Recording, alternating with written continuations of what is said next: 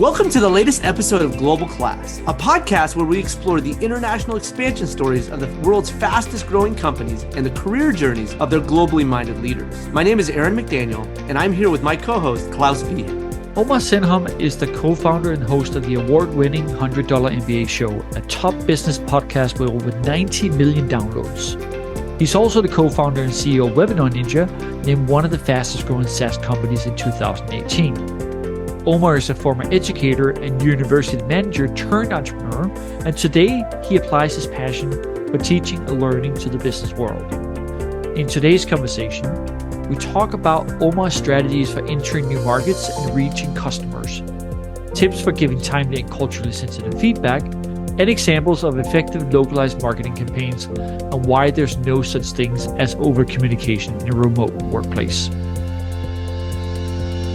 Well, Omar, thanks so much for joining us from half a world away, right? You are in Australia now. Both Klaus and I are in the San Francisco Bay Area. I have a lot to talk about, in terms of Webinar Ninja and your journey, but let's maybe rewind a little bit. You have an interesting background, coming by way of Dubai and coming from the US originally to where you are in Australia. But maybe give a little background on you, and we'd love to dig into it a little bit. Sure. My parents immigrated to the States when I was, wasn't born yet. So I was born in the US. They migrated from Egypt to the US.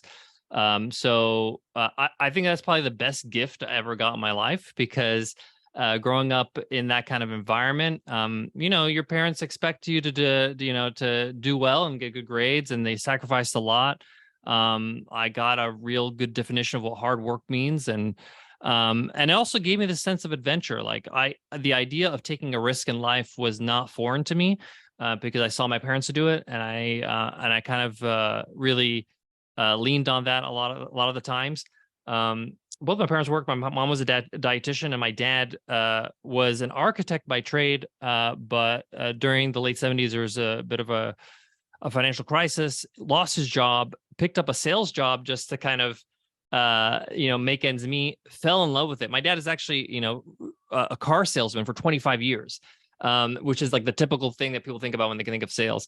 And I kind of resisted business and sales because I would see my dad do long hours. I would go to work with him, and I kind of just like, no, I'm gonna do something else. So I moved into teaching. That was my first career. I was an educator for 13 years. I taught at the high school, university level as a teacher trainer, and had a department at the university. And the funny thing is that when I started teaching, the internet was starting to, pick up. It was like 2002. I was like, can you make money on this thing? What is this thing all about? I started doing some, I would call them experiments. I didn't even think of them as like hustles or businesses, just to see like, what is this thing? And I started doing arbitrage on eBay. My first kind of business was I used to arbitrage rare Air Jordan sneakers. I used to find a buyer, find a seller. And business now. Yeah, I was before. This is even before the retros, before he was even trendy. But the funny thing is that some of the stuff that my dad was good at kind of seeped in somehow, in terms of the sales and the marketing and just the relationship building. And I started building businesses on the side when I was teaching. One of my first kind of global business experiences was when I was teaching. I was teaching in Dubai, actually, at the university there. And I had a side business where it kind of created out of just happenstance, really. I am 6'5", I am tall, I have long arms. So I was interested in just getting tailor-made shirts for myself in Dubai. It's not like an uncommon thing to go to the tailor shop and do that. And I used to go back to the States and visit my family back home and my friends, and they'd be like, hey, what are you wearing? This is a very interesting shirt. Or, that looks really nice and well-fitted. And I said, oh, it's just something I custom made for myself over there. And they're like, oh, can you make me one? And, 2 friends became 20, and then 20 became 50. And I was like, okay, this is starting to get a little out of hand. So I started a small clothing line called Zendhom Designs. And it just blew up over the last, 2 years when I started my first 2 years running it. We had warehouses across the world. We were shipping, internationally. And I learned a lot about customs. I learned about tax. I learned about different markets, different pricing, different needs. It was just a great experiment and a great experience for me as a first kind of full-time business as I built that. One, building a team in Dubai, trying to figure out how best to motivate that team and find great talent, but also understanding the other markets I was serving and creating things that was suitable for those markets. Yeah, so that's a little bit of my life. I started as a teacher and became a full-time entrepreneur about 12 years ago. That's awesome. And well, and you continue to teach with your podcast, yeah, MBA and whatnot. So it's interesting you highlight what you did as well. So in one of our frameworks in Global Class, we talk about the localization premium analysis, and the top part are go-to-market related, the bottom part are more operational. And we talk about how it's a bit of an iceberg. Like a lot of entrepreneurs, a lot of executives think about the tip of the iceberg, the pricing, the differences in marketing message. But as you were talking about customs and all these other things, there's so much under the surface that you don't think about as it relates to government relations or government compliance otherwise. So really interesting. So one thing that I think is really interesting, especially with the perspective you have having lived in different continents and run businesses from them, has a lot to do with culture, right? And you were starting to touch on it a little bit in terms of differences of culture, maybe in teaching in a place like Dubai versus teaching in the United States where you were educated, right? So, talk a little bit about what that experience was like. How did you adapt even your teaching style, if you think about it? Because as a teacher, your product is right. The lessons you give. How did that change? A lot of people don't realize, because they look at Dubai on TV and in magazines with the skyscrapers. It's a Bond movie, really. It looks incredibly snazzy, but the country is only like 48 years old. Like literally 48 years ago, there were Bedouins in the desert. There's actually a very famous picture of Sheikh Zayed, who's the first ruler of the UAE, where when they first struck gold, they didn't know how to drive, so they had camels towing the Cadillac that he was in. So sometimes we don't realize that a lot of our cultures that we're trying to work with or interact with, they're not as what they seem. They're not as deep or as old as maybe you're used to in the UK or even the US or whatever.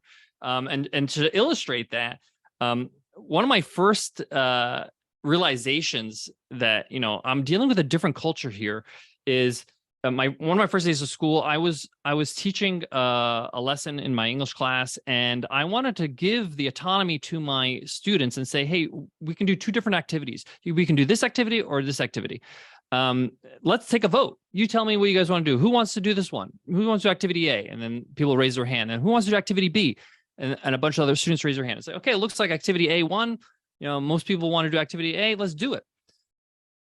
Uproar. They were like, what are you doing? What do you mean?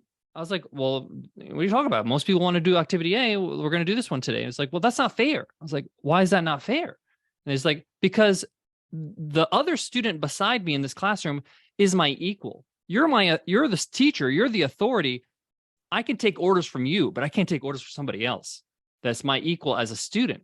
And I realized, oh, I'm trying to impart or trying to involve them in the democratic way.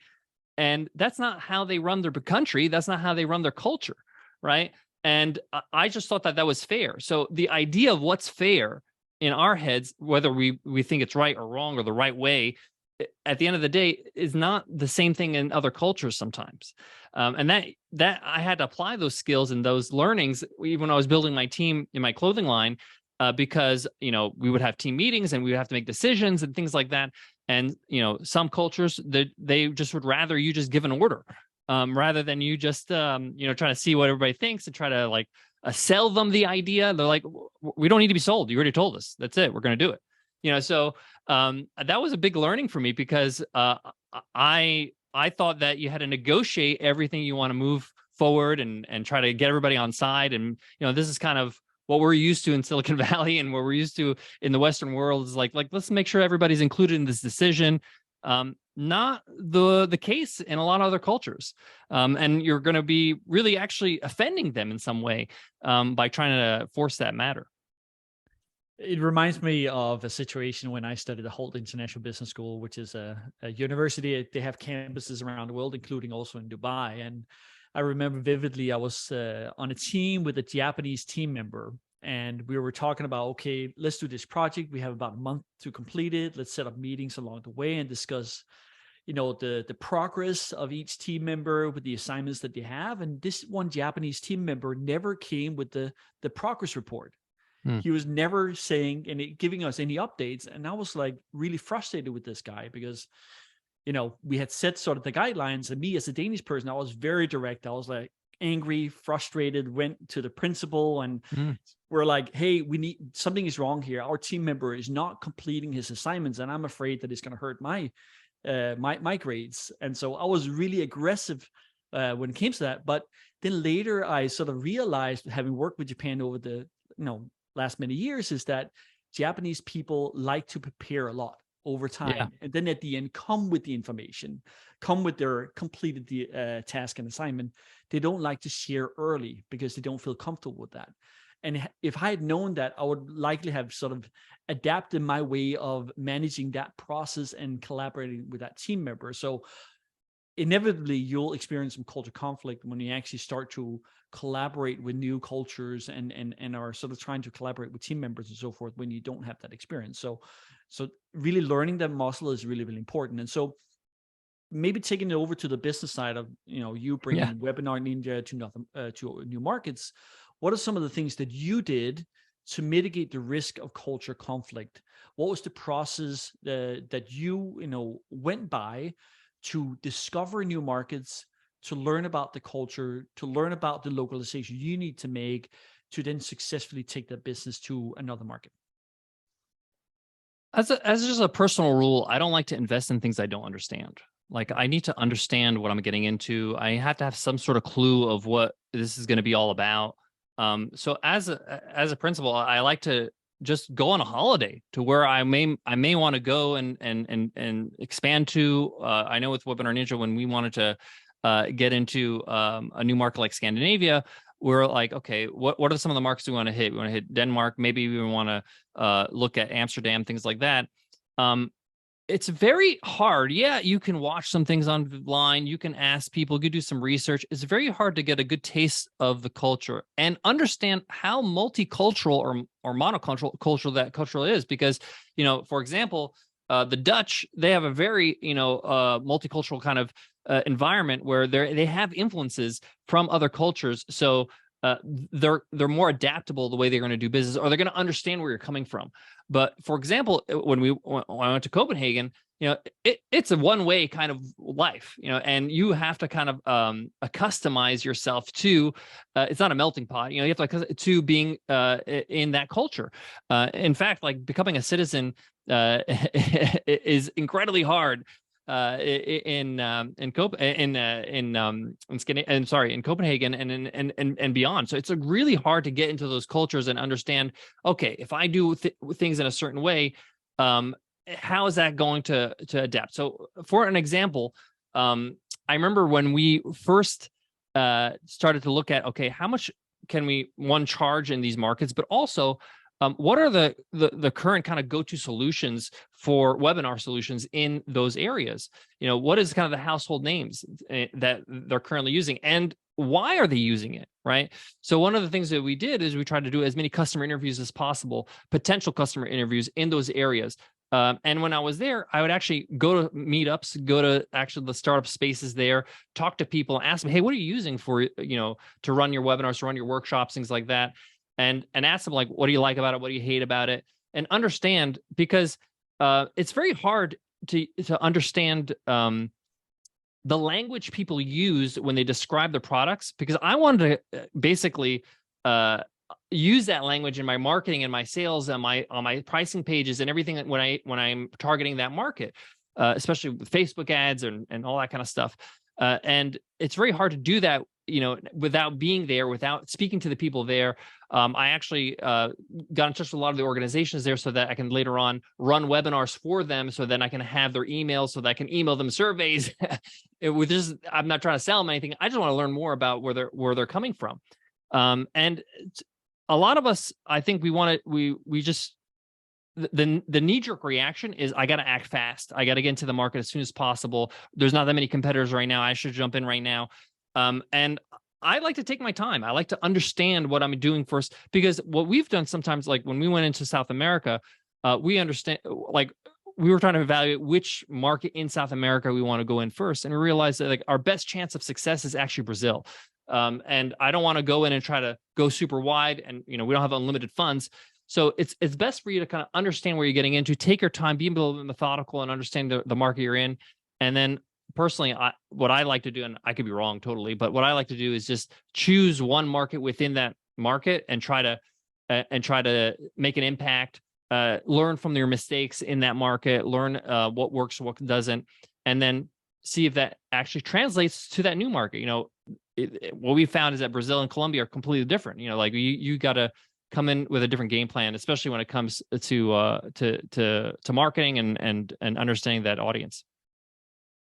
So there was a ton of great stuff you had said right there that I know we're going to dig into. But to go back to something you said toward the very beginning, we couldn't agree more. You were talking about seeking to understand first. And one thing we found in our research for our book Global Class was that we talked to hundreds of people, and nobody ever used the word foreign. It was interesting, and when you use the word foreign, it's sort of like an us versus them, a difference thing. And the way we actually end the book in the conclusion is we say the sentence, if you seek first to learn and understand, nothing will ever be foreign. And I think that just really tied well with what you were saying, and to the experience of those entrepreneurs out there who are successful. It's not about we're just going to shove our model down the throat of every city in this world because we did great in our initial market and it's going to work the same way everywhere else. But having the people who have that mindset that you had are key to being successful in other markets. And so that's exactly one of the reasons why we actually developed a framework to help think about how to localize and expand your business, right? And you alluded to it a little bit earlier about asking questions, pricing and so forth. But I'd love to dig a little bit more into the questions that you were thinking about as you expanded the business to new markets, right? So yeah, I'm cheating a little bit here on the call because I'm showing you the business model localization canvas visually, but the audience will not necessarily be able to see it. But if you see here, the business model localization canvas we have developed on top of Alex Osterwalder's business model canvas, the business model innovation canvas, right? And so the way that we're thinking about it, to Aaron's point a little bit earlier, is you take your validated model in your initial market and run it through 2 filters, right? And you ask yourself key questions that are critical for the business model to succeed and thrive in your market. And so you can see all these different aspects of this business model canvas, but I'd love to learn from you maybe a little bit more. What were some of the top of mind questions that you had to then go and ask, stakeholders in that ecosystem, not necessarily customers only, but government, it could be even investors, it could be whomever you think are important to speak to answer those questions you had in mind. One of the first things we wanted to find out had to do with customer service, because our product, Webinar Ninja, is known for great customer service. It's one of the reasons why people stay for so long, is because we have a mentality of like, do it for you instead of showing them how to do it. So we like just go into their and help them get through and get out and get started with whatever they're doing with their webinar, their workshop. Having said that, I want to make sure that standard stays high, and that becomes one of our cornerstones. So I had to understand, in each market, what were the needs in terms of customer support. First of all, the mediums, like, do they need phone support? Or is chat fine? Some markets you can get away with just having English and they're okay with it, especially if it's text-based. Some markets, no, you're going to need to have somebody on the team that can help you with that local language, or there's, with South America, Spanish or Portuguese, and being able to see what does that actually mean in terms of cost, or in terms of redundancy in our team, and also just in terms of, there's a difference between language and culture when it comes to support too. Like, You can have somebody in Vietnam that is fluent English speaker, but doesn't understand cultural references or idioms, or that maybe somebody from Canada would know. And that was important to us, because one of the things that we market is, our support is not robotic. Like, the real humans talking to you, helping you out, and trying to show a bit of personality. So that was the first thing that came to mind when you asked this question, is like, we were trying to look at, like, where do we need to improve or expand or hire for, or even just our support tutorials or our videos, things like that. How can we, make sure it sounds like we built this company in that country, meaning getting voiceover actors to dub our tutorials in the local language, whether it's getting actual, locals to write our support tutorials from scratch and not translate them, all that kind of stuff. So that's the first thing that came to mind. Oh, that's interesting. And that's often things that aren't as thought of, or you think of the language, but you don't think of who the source is that you're getting the translation. It's something we heard in our research. A ton of people made mistakes on, and when I recall in particular, we were talking to an executive who came from Turkey, and he said, in Turkey for a long time, it was like there was an embrace of anything like American. Mm-hmm. But then after a while, it was like, no, it needs to be localized for Turkish people and how things are different. And that's, something not unique to Turkey. It's really happening all over the world. And maybe just to add a story to it, just to mitigate the risk of failure, right? I actually learned about a story during my holiday here over Christmas. I didn't know about it, but one of my family or relatives talked about Chevy going into Latin America, Chevy Nova.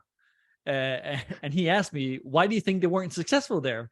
And I was like, I couldn't really figure it out. But then he said, basically split no and va, can't go, right? No va, that's the Spanish language. And so bringing Chevy Nova into Latin America doesn't really make sense, right? So, Totally. So the positioning, the language, all that matters, plus obviously the operation model and so forth. So doing your due diligence is important, right? Is the main message. Yeah, totally. And just to kind of touch on that, one of the challenges of going international and going global is you don't want to water down or become vanilla. Like, especially with marketing, especially with, email marketing or long form content with your blog, you still want to show your personality. You still want to kind of have inside jokes. You still want to kind of have your own flavor. Often people sacrifice that to be like, oh, well, let's make sure everybody understands every single word in this blog post or something like that. And that's something that we kind of had to struggle with our team, because, our writers really wanted to kind of keep the vibe and, keep it lighthearted, keep it funny, keep it, fun. But at the same time, we wanted to make sure that, we were alienating people that we were kind of inviting to our world as we expand. So let's talk about that a little bit more, because that's something that a lot of companies struggle with. You have a company culture. It doesn't always gel well universally, right? An example we like to use is with Walmart. Like, one of Walmart's core values, at least in the past, was respect the individual. Very American concept that doesn't really resonate at all, universally.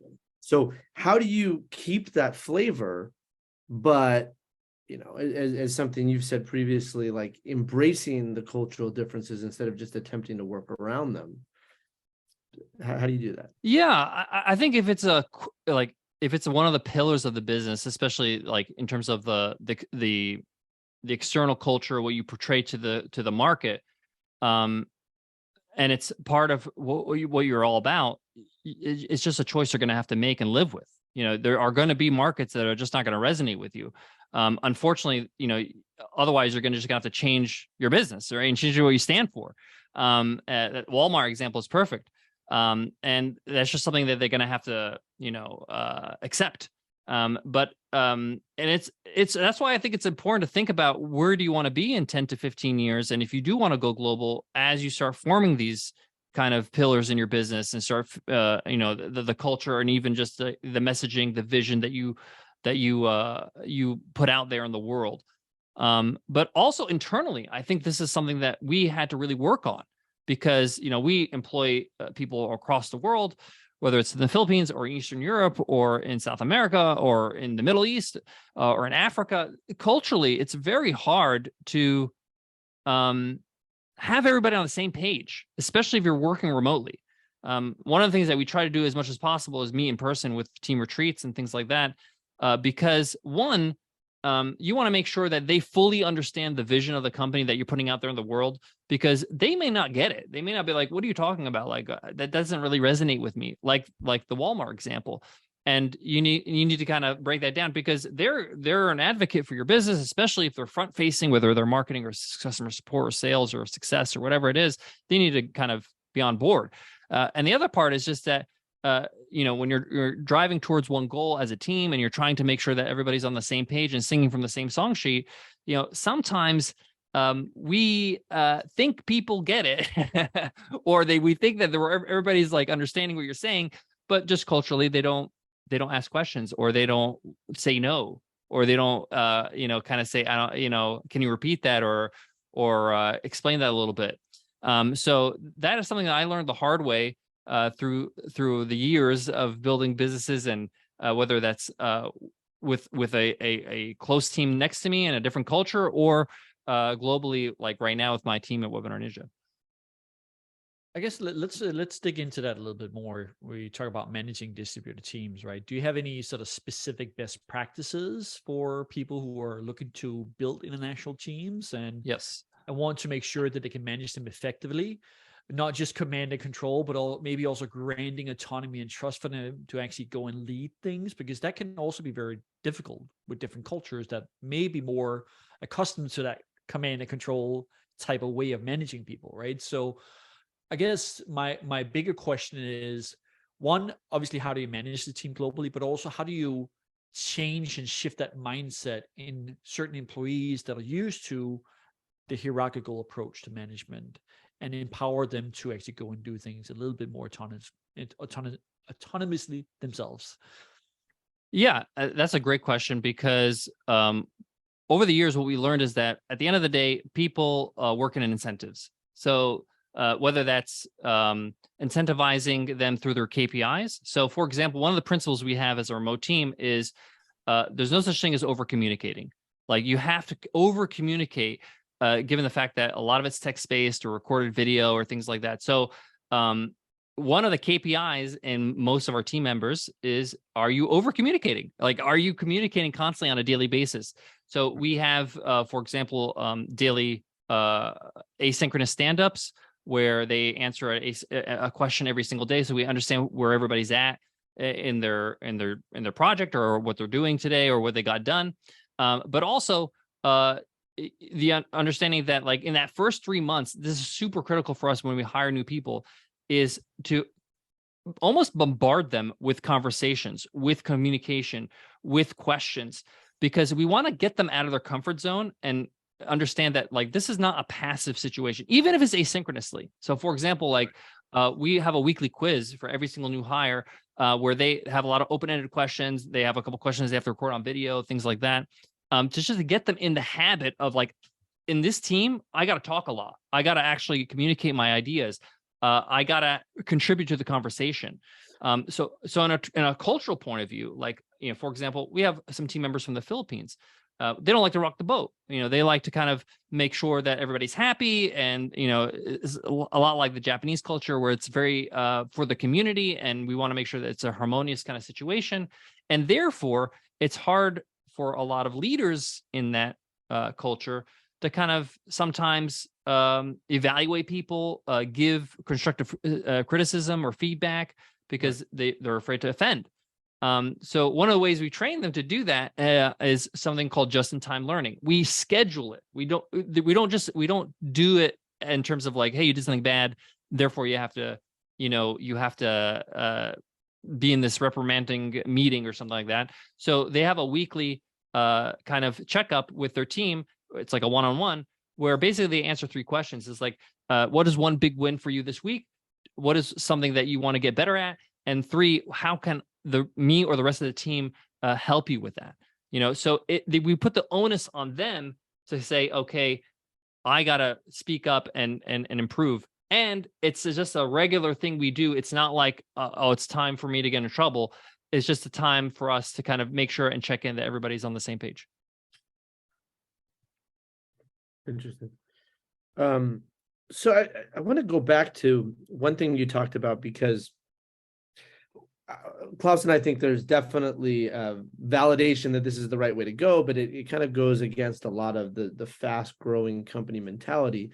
And that's around what that growth path looks like as you expand in new markets. Often it's like you were talking about before, it's about speed. You got to do this as fast as possible. That wasn't Webinar Ninja's path. And we've heard from executives. One that comes to mind is Catherine Himes, former head of international product localization at Slack, talking about how you don't want to launch and leave. You need to have long-standing commitment to markets as you go into it. And to the point of what I think you were getting at, it's not about attempting to just go into one market after another. It's about choosing the right ones, having that commitment, building that relationship within the local culture and local customer base and maybe employee base. But you mentioned, I think one thing that stuck out was this 10 to 15 year vision you want to think about. So talk about how that's played out with Webinar Ninja's expansion from US to Australia to South America to where you're looking to go next in Europe. How did you make those decisions? What were some of those guiding lights, and how did that play out? Yeah. So one of the first things that we decided is with Webinar Ninja, we want to make sure that we are the #1 live teaching tool. So a lot of people use webinars for different reasons. They use it for sales, use it for marketing. They might do it for some sort of like one-off type of workshop. But really, our tool, we've built it so that it's conducive to teaching, so that you can just focus on what you're teaching and everything can dissolve in the background in terms of the technology. Having said that, this allowed us, because we niched down, it would allow us to kind of go into new markets with that in mind and understand, okay, where in the coaching, in the teaching, in the creator market, are these markets being underserved? And because at the end of the day, I would love to get in a market that really, okay, maybe there's potential to make more money, or, there's just more people there. But at the end of the day, if I go in there and I actually don't meet any needs, it's really a waste of a lot of time and money and effort. So I really wanted to go in saying, okay, what's our bread and butter? What do I do really well? What does our product really deliver on? Where in the world does that, do they need that?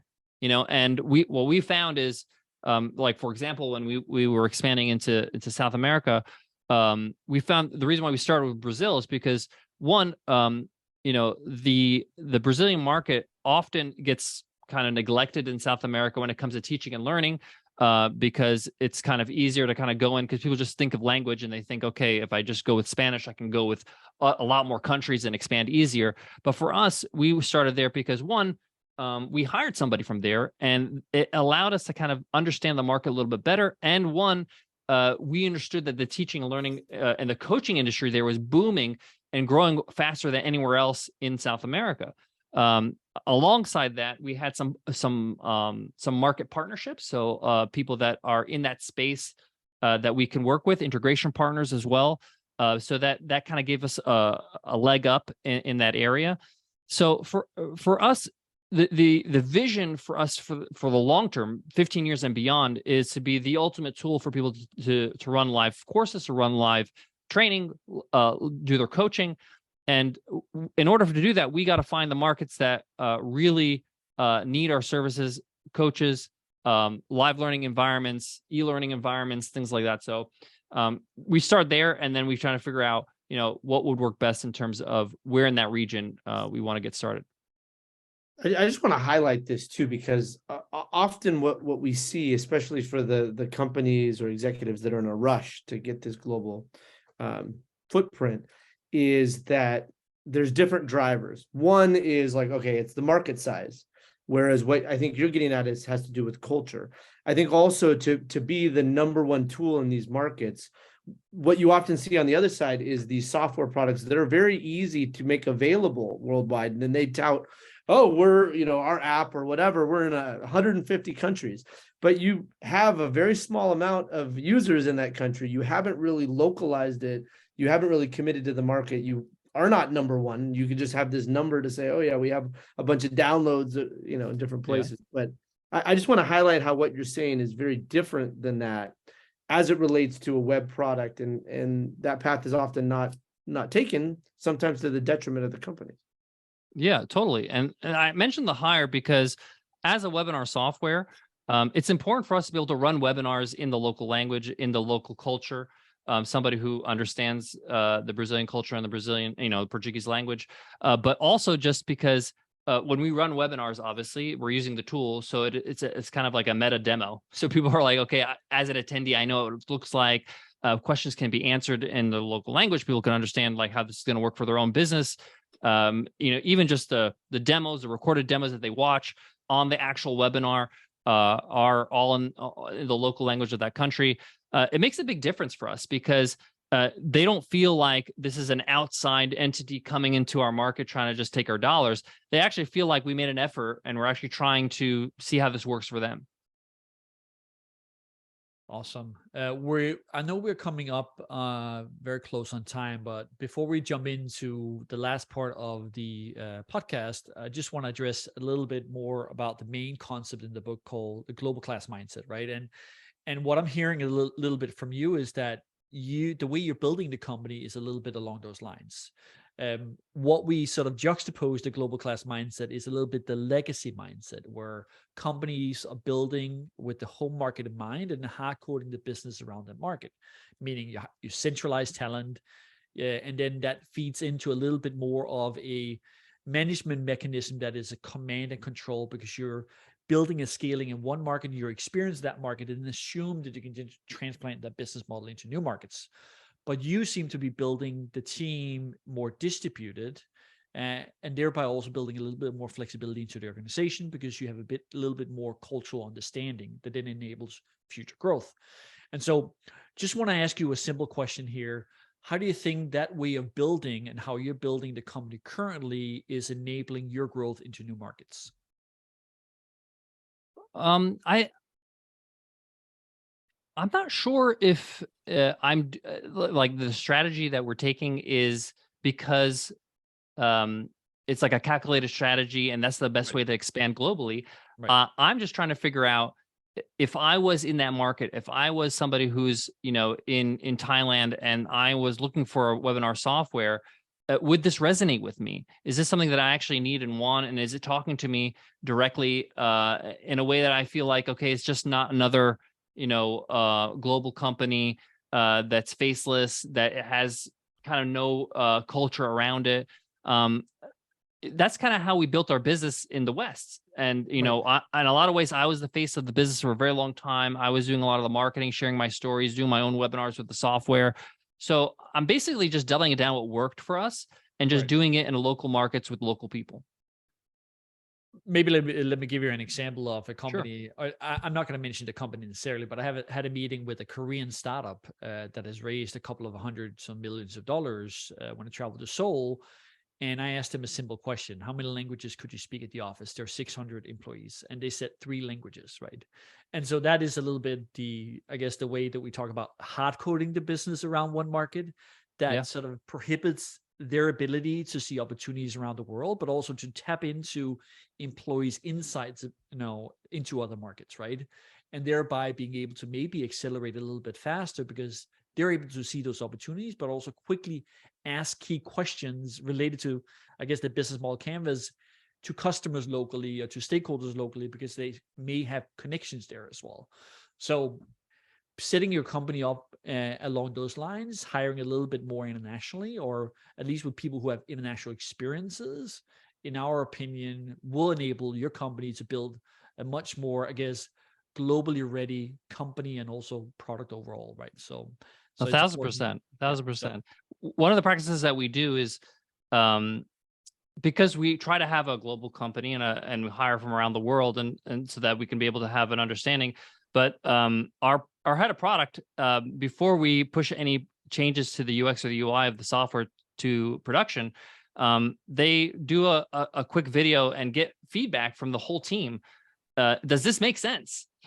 One of the things that we changed early on is have the ability to change the word webinar on the button that says register for this webinar, on our software, and allow them to kind of change that, because in some markets, the word webinar is not something that is popular or understood. They want to change it to workshop or class, Right. So, and that came from feedback from our team where they were like, I'm not really sure if somebody like my mom understands what webinar means. Right. No, Aaron and I, we had the same conversation, right? I'm Danish, I'm European, I'm not perfect with English. And Aaron is obviously born and raised in America, and we have different lenses, right, to look at things. Yeah. And that, improves our overall ability to communicate to a global audience, right? Because we're constantly refining things. So totally agree on that. I guess we want to move into the last segment of the podcast before we wrap up, and we're moving into the 3 pieces of advice. So imagining, if you imagine you are coming down the elevator, you have to answer the 3 questions very quickly, not elaborately. Are you ready for that? Sure. Oh, cool. All right. So the first one is, what one piece of advice would you have for someone interested in building a career around international business or in international business? My one piece of advice is just ask yourself, do you really want to do this? Because it's a lot of work. It's a lot of research. It's a commitment. You're getting into a new market. That means that you're going to at least put in a couple of years to just get your footing and be able to make an impact. So ask yourself, do you want to stay local or do you want to go international? And understand that this is a commitment. Awesome. What one piece of advice would you have for a business leader expanding a business to new markets? Travel as much as possible. Travel not only the places you want to expand, but places that maybe you've never even thought about going to. You might be inspired to take a look at maybe doing business there. Maybe not travel to fancy hotels, but actually to pockets where you actually experience the culture as well, right? So that's important. Speak to locals. What one piece of advice would you have for your younger self? You're young already. I know. So don't worry about it. You're not that old. So what advice do you have for yourself?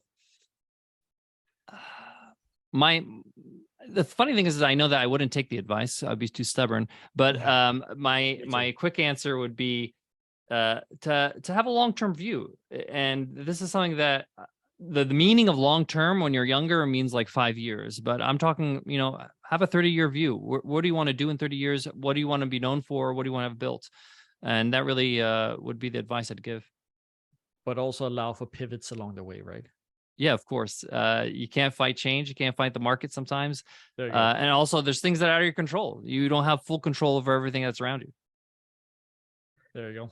Well, Omar, there's a ton of great advice you shared, from seeking to understand when you're looking at new markets and getting the why behind why customers do things. That there's a difference between language and culture, and having the importance of that native knowledge. But at the same time, not being vanilla, still having your own flavor. How it's really important that everyone culturally needs to be on the same page, and how you need to verify to cut through some cultural differences to ensure that there's no such thing as over communicating, especially with the distributed team. And probably most importantly, if you want people across the world to attend your webinars, you can't always call it a webinar.